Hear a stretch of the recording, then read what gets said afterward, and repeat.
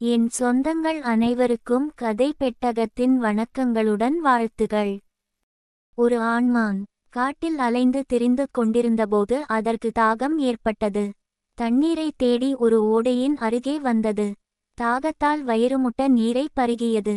அப்போது தன்னுடைய உருவத்தை தண்ணீரில் கண்டது. தலைக்கு மேல் கிளைகள் போல் விரிந்து இருந்த தன் கொம்புகளின் பிம்பத்தை நீரில் பார்த்தது. அவை எவ்வளவு அழகாக இருக்கின்றன! உலகிலேயே மிக அழகான மிருகமாக நான் இருப்பதற்கு இந்த கொம்புகளே காரணம் என்று தனக்குள் சொல்லிக் கொண்டது.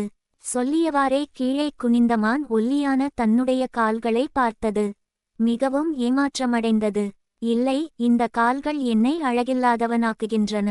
உலகிலேயே அழகான மிருகமாக நானாக இருக்க முடியாது என்று சொல்லி வருந்தியது. புதரில் மறைந்தவாறு பசியோடு இருந்த புலி ஒன்று சத்தமில்லாமல் மானை பார்த்து கொண்டிருந்தது. மானை நோக்கி மிக மெதுவாக நகர்ந்து வந்தது. தன் எண்ணங்களில் மூழ்கியிருந்த மான் புலி நெருங்குவதை கவனிக்கவில்லை. புலி மானை பிடிக்க பாய்ந்தது. திடுக்கிட்ட மான் மிக வேகமாக ஓடத் துவங்கியது. புலியிடமிருந்து தப்பித்து 4 கால் பாய்ச்சலில் அதிவேகமாக ஓடியது. புலி மிகவும் பின்னால் துரத்தி கொண்டு வந்தது. இனிமேல் துரத்தினாலும் மானை பிடிக்க முடியாது என்று புலி முடிவு செய்த நேரத்தில் மானின் கொம்புகள் ஒரு மரக்கிளையில் சிக்கிக்கொண்டன. மரக்கிளையில் இருந்து விடுபட மான் மிகவும் முயற்சி செய்தது. ஆனால் மானால் கொம்புகளை விடுவிக்க முடியவில்லை. என் கால்கள் அழகாக இல்லை என்று நான் அவமானமடைந்தேன்.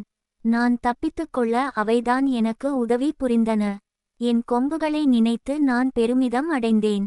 ஆனால் என்னுடைய இறப்புக்கு அவையே காரணமாக இருக்கப் போகின்றன என்று மான் வருத்தத்துடன் தனக்குள் சொல்லிக் கொண்டது. இதற்குள் மானை நெருங்கிய புலி அதன் மீது பாய்ந்து அதை கொன்றது. வெளிப்புற அழகு வாழ்க்கையை காப்பாற்றாது. நாம் இகழ்ந்ததுதான் சில நேரங்களில் நம்மை காப்பாற்றும். தன்னுடைய குறைகளைக் கண்டு வருந்தாதே, அவையும் ஒரு பலமே.